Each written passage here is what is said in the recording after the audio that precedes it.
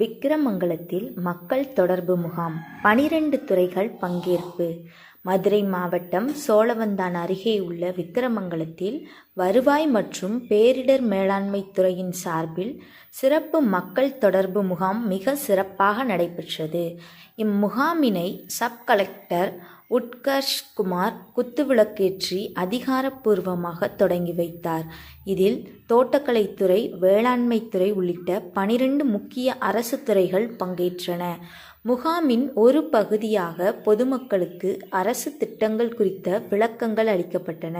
குறிப்பாக வாக்காளர்கள் மின்னணு வாக்கு இயந்திரத்தை எவ்வாறு பயன்படுத்துவது என்பது குறித்து மாதிரி வாக்கு இயந்திரம் EVM மூலம் செயல்முறை விழிப்புணர்வு வழங்கப்பட்டது. இந்த முகாமில் பயனாளிகளுக்கு பல்வேறு நலத்திட்ட உதவிகள் வழங்கப்பட்டன.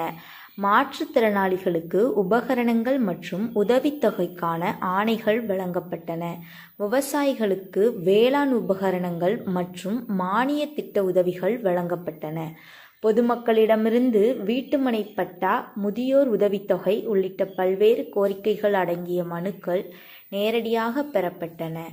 இந்நிகழ்ச்சியில் மாவட்ட வருவாய் அலுவலர் அன்பழகன், வட்டாட்சியர் கார்த்திகேயன், துணை வட்டாட்சியர் பொன்ராஜ் மற்றும் அரசு அலுவலர்கள், பொதுமக்கள் என பலர் திரளாக கலந்து கொண்டனர்.